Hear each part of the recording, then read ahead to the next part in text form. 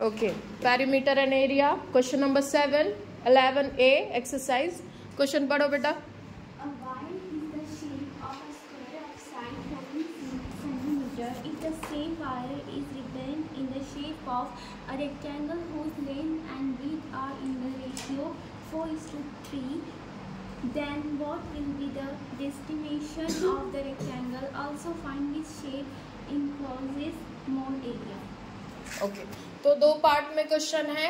एक पार्ट आपको दिया हुआ है कि एक वायर है जिसका जो साइड है जो स्क्वायर शेप में है. एक वायर है जो कि स्क्वायर शेप में है जिसका साइड है 14 सेंटीमीटर. कितना साइड है?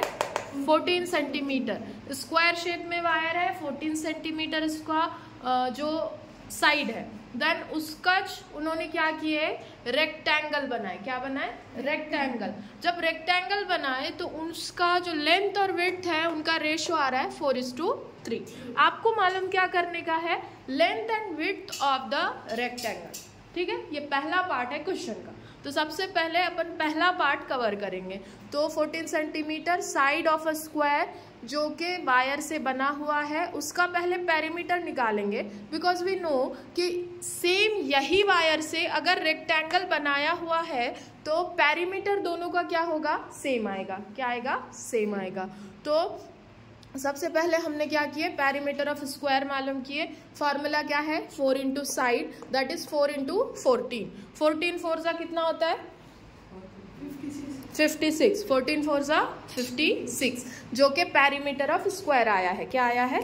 Perimeter of square is 56. तो पेरीमीटर ऑफ स्क्वायर इज 56 तो पेरीमीटर ऑफ रेक्टेंगल भी 56 ही होगा. क्यों? क्योंकि सेम वायर से बना हुआ है. दैट्स वाई हमने क्या किया? लेंथ और विड्थ का जो रेशियो है दैट इज 4 and 3, इसको कन्वर्ट किए वेरिएबल फॉर्म में 4x और ये जो हो जाएगा ये क्या होगा? 3x. ठीक है.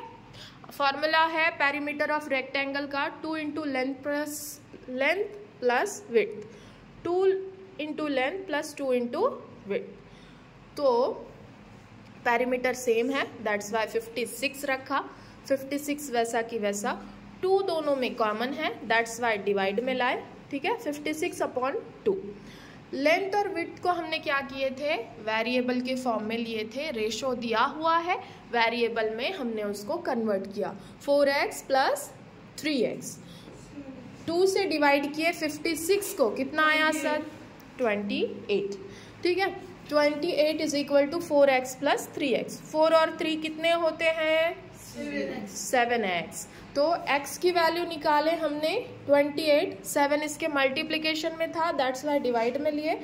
7 का टेबल 28 आने तक पढ़ो. 7 4 जा 28. 7 4 जा 28. सो x की वैल्यू क्या आ गई? 4. अब x की वैल्यू हमने क्या किए? ये फॉर्म में रखे. 4 इंटू 4 दैट इज लेंथ कितनी? 4 इंटू 4 लेंथ कितनी आ गई? 16 और विड्थ कितनी आई? 3 इंटू 4 दैट इज 12. ठीक है, ये समझा? ठीक है. क्वेश्चन में क्या था? एक वायर है जिसका साइड है 14 सेंटीमीटर जिससे स्क्वायर बनाया हुआ है. वही वायर उठा करके हमने क्या किया? उसका रेक्टेंगल बनाया. दोनों का पेरीमीटर सेम होगा. लेंथ और विड्थ का रेशो दिया हुआ था. हमने उसकी लेंथ और विड्थ मालूम किए.